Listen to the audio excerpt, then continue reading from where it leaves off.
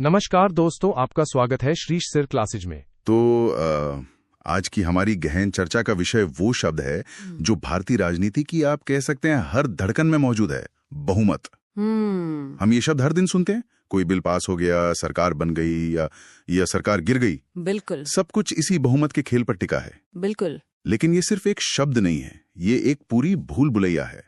हमारे पास जो स्रोत हैं वो बताते हैं कि ये कई तरह का होता है, साधारण, पूर्ण, प्रभावी, विशेष। और विशेष के भी अंदर 3 अलग अलग प्रकार। हाँ, तो आज का मकसद यही है कि इस भूल भुलैया का एक नक्शा बनाया जाए और ये समझा जाए कि संसद को चलाने के लिए अलग अलग साइज के औजारों की जरूरत आखिर पड़ती क्यों है। और ये समझना बहुत जरूरी है क्योंकि यही वो मशीनरी है जिससे कानून बनते हैं, सरकारें चुनी जाती हैं और यहाँ तक कि संविधान में भी संशोधन होता है। ये सिर्फ छात्रों के लिए नहीं बल्कि हर उस व्यक्ति के लिए महत्वपूर्ण है जो ये जानना चाहता है कि भारतीय लोकतंत्र असल में काम कैसे करता है। हर बहुमत के पीछे एक तर्क है, एक उद्देश्य है। बिल्कुल। तो चलिए इस नक्शे पर पहला कदम रखते हैं, सबसे जाने पहचाने नाम के साथ, साधारण बहुमत, सिंपल मेजॉरिटी। सुनने में तो बड़ा सीधा लगता है, पर असल में ये है क्या? इसकी परिभाषा वाकई में सीधी है। इसका मतलब है सदन में उपस्थित और मतदान करने वाले सदस्यों का 50% से अधिक। अच्छा, उपस्थित और मतदान करने वाले। जी, यहाँ ये 2 शब्द सबसे जरूरी है, उपस्थित और मतदान। मतलब गिनती सिर्फ उन लोगों की होगी जो उस दिन सदन में मौजूद है और वोटिंग में हिस्सा ले रहे हैं। तो जो सांसद आए ही नहीं है उनकी गिनती नहीं होगी, या जो सदन में तो है पर वोटिंग के समय मान लीजिए वॉकआउट कर गए या तटस्थ रहे, उन्हें इस गिनती से बाहर रखा जाता है। अच्छा, तो ये एक तरह से उस दिन का बहुमत हुआ जो हर दिन बदल सकता है। मतलब अगर लोकसभा की कुल ताकत 543 है पर किसी दिन वोटिंग के समय सिर्फ 300 सदस्य ही मौजूद हैं और वोट डाल रहे हैं, तो बहुमत का आंकड़ा 151 हो जाएगा, ना कि 272। बिल्कुल सही पकड़ा आपने। उस मामले में सिर्फ 151 वोट मिलते ही बिल पास हो जाएगा। अच्छा। और इसी लचीलेपन की वजह से इसका इस्तेमाल संसद के ज्यादातर रोजमर्रा के कामों में होता है।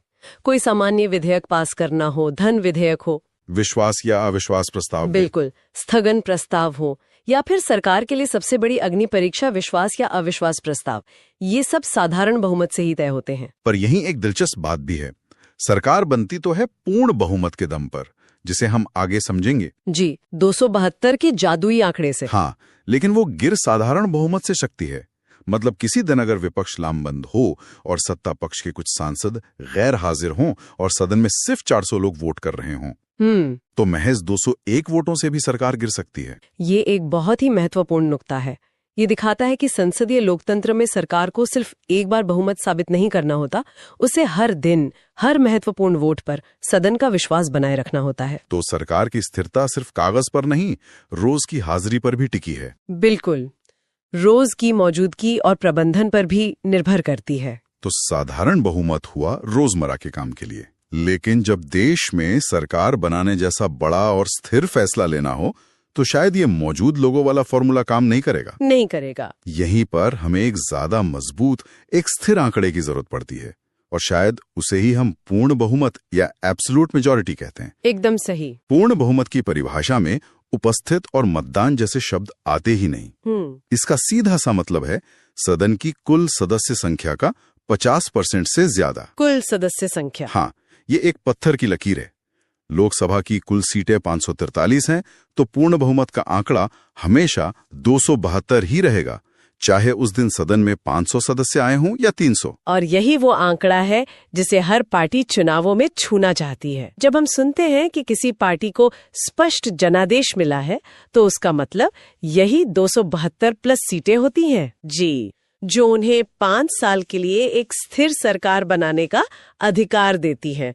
इसका मुख्य उपयोग केंद्र और राज्यों में सरकार गठन के दौरान ही होता है। लेकिन हमारे स्रोतों में एक बहुत ही हैरान करने वाली बात लिखी है। अच्छा। कि ये पूर्ण बहुमत शब्द, जिस पर हमारी पूरी राजनीतिक स्थिरता की नींव टिकी है, वो असल में भारतीय संविधान में कहीं लिखा ही नहीं है। हाँ, ये तथ्य अक्सर लोगों को चौंकाता है। मतलब ये सिर्फ एक संसदीय परंपरा है। जी, संविधान ये तो कहता है कि राष्ट्रपति उस व्यक्ति को प्रधानमंत्री नियुक्त करेंगे जिसे लोकसभा में बहुमत का समर्थन प्राप्त हो, लेकिन वो बहुमत कौन सा होगा ये परिभाषित नहीं करता।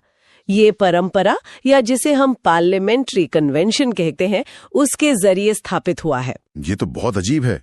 मतलब जिस नींव पर सरकार की स्थिरता का पूरा ढांचा टिका है वो एक अलिखित परंपरा है। क्या इससे कभी कोई संवैधानिक संकट नहीं हो सकता? देखिए, ये एक जायज सवाल है, पर अभी तक ये परंपरा इतनी मजबूती से स्थापित हो चुकी है कि इसे लेकर कोई बड़ा संकट आया नहीं है। ये दिखाता है कि लोकतंत्र सिर्फ लिखे हुए कानूनों से नहीं, बल्कि स्थापित परंपराओं से भी चलता है। ठीक है, तो हमने दिन प्रतिदिन के काम के लिए साधारण बहुमत और सरकार बनाने के लिए पूर्ण बहुमत को समझ लिया। अब एक और स्थिति की कल्पना करते हैं। मान लीजिए सदन की कुछ सीटें खाली हैं, किसी सांसद के निधन, इस्तीफे या किसी और वजह से। तब सदन की ताकत क्या मानी जाएगी? कुल 543 या कुछ और? यहीं पर शायद प्रभावी बहुमत या इफेक्टिव मेजॉरिटी का कॉन्सेप्ट आता है। आपने बिल्कुल सही दिशा में सोचा। प्रभावी बहुमत का मतलब है सदन की तत्कालीन प्रभावी संख्या का 50% से ज्यादा। तत्कालीन प्रभावी संख्या? और ये प्रभावी संख्या निकालने का फॉर्मूला है सदन की कुल संख्या माइनस रिक्त पदों यानी वैकेंसीज की संख्या। अच्छा, तो यह न तो उस दिन मौजूद लोगों की संख्या है और न ही कुल संख्या। नहीं, ये सदन की उस समय की वास्तविक ताकत है जिसमें से खाली कुर्सियों को हटा दिया गया है। एकदम। उदाहरण से समझते हैं। राज्यसभा की कुल संख्या 245 है। मान लीजिए 15 सदस्यों की सीटें खाली पड़ी हैं। ठीक है। तो सदन की प्रभावी ताकत हुई 245 माइनस 15 यानी 230। अब प्रभावी बहुमत के लिए 230 का आधा मतलब 115, उससे एक ज्यादा 116 वोटों की जरूरत होगी। और इस खास तरह की गिनती का इस्तेमाल कहाँ होता है? ये रोजमर्रा के कानूनों में तो नहीं होता होगा? नहीं, बिल्कुल नहीं। इसका इस्तेमाल कुछ बहुत ही विशिष्ट संवैधानिक पदों पर बैठे लोगों को हटाने की प्रक्रिया में होता है। जैसे भारत के उपराष्ट्रपति को अगर उनके पद से हटाना हो तो राज्यसभा में जो प्रस्ताव पारित होता है उसके लिए प्रभावी बहुमत ही चाहिए। इसी तरह लोकसभा और विधानसभा के अध्यक्ष और उपाध्यक्ष को हटाने के लिए भी यही बहुमत चाहिए होता है। इसके पीछे का तर्क क्या है? मतलब संविधान निर्माताओं ने ये अलग तरीका क्यों सोचा होगा? तर्क ये है कि सदन के वास्तविक इच्छा को देखा जाए। अगर कुछ सीटें खाली हैं तो उन खाली सीटों को आधार बनाकर किसी संवैधानिक पद पर बैठे व्यक्ति को हटाने की प्रक्रिया को और मुश्किल नहीं बनाना चाहिए। यह व्यावहारिकता और सिद्धांत का एक सुंदर संतुलन है। ठीक है, तो अभी तक हमने जो बहुमत देखे वे एक तरह से मशीनरी को चलाने के लिए थे, लेकिन अब हम उस हिस्से में जा रहे हैं जहां मशीनरी के डिजाइन को ही बदलने की बात आती है, यानी संविधान में संशोधन। हाँ, और जाहिर है यहां पर नियम बहुत ज्यादा सख्त हो जाते हैं और यहीं से विशेष बहुमत का खेल शुरू होता है। बिल्कुल। और जैसा कि आपने शुरू में कहा था, ये खेल भी एक नहीं बल्कि 3 अलग अलग स्तरों पर खेला जाता है। पहला और सबसे आम विशेष बहुमत वो है जो अनुच्छेद 368 के तहत संविधान संशोधन के लिए इस्तेमाल होता है। अनुच्छेद 368? जी, यह एक मजबूत ताला है जिसे खोलने के लिए 2 चाबियां एक साथ लगानी पड़ती हैं। 2 चाबियां? ये दिलचस्प है। क्या है वो 2 शर्तें या चाबियां? पहली शर्त है उपस्थित और मतदान करने वाले सदस्यों का कम से कम 2/3 यानी 2/3 बहुमत होना चाहिए। ठीक है, 2/3। लेकिन असली खेल दूसरी शर्त में है। दूसरी शर्त यह है कि ये 2/3 बहुमत सदन की कुल सदस्य संख्या के आधे से कम नहीं होना चाहिए। रुकिए, इसे थोड़ा और समझते हैं। मतलब उसे पूर्ण बहुमत की कसौटी पर भी खरा उतरना होगा। तो सिर्फ 2/3 बहुमत काफी नहीं है। उस 2/3 की जो संख्या है उसे पूर्ण बहुमत के आंकड़े यानी 272 को भी पार करना होगा। पर यह दूसरी शर्त क्यों?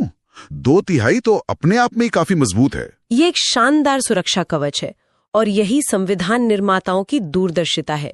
सोचिए, अगर किसी दिन किसी जरूरी मुद्दे पर विपक्ष सदन से वॉकआउट कर जाए और सदन में सत्ता पक्ष के सिर्फ 240 सदस्य ही मौजूद हों, उनका 2/3 बहुमत तो आसानी से मिल जाएगा, सिर्फ 160 वोटों से। हाँ, ये तो आसान है। पर क्या सिर्फ 160 सांसद, जो सदन की आधी ताकत भी नहीं है, देश का संविधान बदल सकते हैं? नहीं। यहीं पर दूसरी शर्त सामने आती है। वो 160 का आंकड़ा 272 के पूर्ण बहुमत से बहुत कम है, इसलिए वो संशोधन विधेयक गिर जाएगा। कमाल है। तो ये दूसरी शर्त सुनिश्चित करती है कि संविधान बदलने के लिए सिर्फ मौजूद सदस्यों का भारी समर्थन ही नहीं, बल्कि एक तरह से पूरे सदन का अप्रत्यक्ष समर्थन भी हासिल हो। आपने इसे बिल्कुल सही तरीके से समझा। ये किसी भी सरकार को सदन में कम उपस्थिति का फायदा उठाकर संविधान से छेड़छाड़ करने से रोकता है। इसीलिए मौलिक अधिकारों या नीति निर्देशक तत्वों जैसे अहम हिस्सों में बदलाव के लिए यही दोहरी चाबी वाला बहुमत चाहिए। जी। तो ये हुआ विशेष बहुमत का पहला प्रकार। अब दूसरे प्रकार पर आते हैं, वो इससे कैसे अलग है? दूसरा प्रकार थोड़ा सरल है। इसमें सिर्फ एक ही शर्त है, उपस्थित और मतदान करने वाले सदस्यों का 2/3 बहुमत। अच्छा, इसमें सदन की कुल सदस्य संख्या वाली दूसरी शर्त लागू नहीं होती? नहीं, वो पूर्ण बहुमत वाला सुरक्षा कवच यहाँ नहीं है। तो ये पहले वाले से कम सख्त हुआ। फिर इसका इस्तेमाल कहाँ होता होगा? इसका इस्तेमाल कुछ खास लेकिन संविधान के मूल ढांचे से सीधे न जुड़े मामलों में होता है। जैसे अगर राज्यसभा को अनुच्छेद 249 के तहत लगे कि राष्ट्रहित में राज्य सूची के किसी विषय पर कानून बनाना जरूरी है, तो वो संसद को ऐसा करने का अधिकार दे सकती है। यह प्रस्ताव राज्यसभा में इसी 2/3 बहुमत से पास होता है। और अब आते हैं तीसरे और आखिरी प्रकार पर, जिसे शायद इस भूल भुलैया का सबसे मजबूत और सबसे जटिल ताना कहा जा सकता है। निश्चित रूप से यह बहुमत हमारे देश के संघीय ढांचे यानी फेडरल स्ट्रक्चर की आत्मा की रक्षा के लिए बनाया गया है। इसमें राज्यों की भी भूमिका होगी फिर? हाँ, इसमें सिर्फ संसद की इच्छा ही काफी नहीं है, बल्कि राज्यों की सहमति भी अनिवार्य है। इसकी प्रक्रिया 2 चरणों में होती है। पहले, संशोधन विधेयक को संसद के दोनों सदनों से पहले वाले विशेष बहुमत से, मतलब अनुच्छेद 368 के 2 शर्तों वाले बहुमत से, जी, उससे पारित होना होता है। और उसके बाद वो विधेयक देश के सभी राज्यों की विधानसभाओं में भेजा जाता है और कानून बनने के लिए उसे कम से कम आधे राज्यों की विधानसभाओं से साधारण बहुमत से पारित होना अनिवार्य है। बाप रे, ये तो बहुत बड़ा स्तर हो गया। मतलब केंद्र सरकार अकेले कुछ नहीं कर सकती, उसे राज्यों को भी भरोसे में लेना ही होगा। बिल्कुल, ये संघवाद को मजबूत करता है। इसके कुछ उदाहरण हैं जहां इस लंबी प्रक्रिया का इस्तेमाल हुआ हो? हाँ, हमारे स्रोतों में बहुत अच्छे उदाहरण दिए गए हैं। जब भी कोई ऐसा संशोधन हो जो केंद्र और राज्यों के बीच शक्तियों के बंटवारे को प्रभावित करता हो, जैसे राष्ट्रपति के चुनाव की प्रक्रिया में बदलाव, सुप्रीम कोर्ट या हाई कोर्ट की शक्तियों में कोई बदलाव, और इसका सबसे ताजा और प्रसिद्ध उदाहरण है 101वां संविधान संशोधन। 101वां यानी जीएसटी का लागू होना। अच्छा, जीएसटी। अब समझ आया कि उसे लागू करने में इतना समय और राजनीतिक मशक्कत क्यों लगी थी। बिल्कुल, क्योंकि ये टैक्स की ऐसी व्यवस्था थी जो केंद्र और राज्यों दोनों की वित्तीय शक्तियों को सीधे तौर पे प्रभावित कर रही थी। इसीलिए उसे लागू करने के लिए संसद के विशेष बहुमत के साथ साथ आधे से ज्यादा राज्यों की विधानसभाओं की सहमति लेना भी अनिवार्य था। ये प्रक्रिया दिखाती है कि हमारा संविधान राज्यों को सिर्फ प्रशासनिक इकाई नहीं, बल्कि संघीय ढांचे का एक सक्रिय और शक्तिशाली भागीदार मानता है।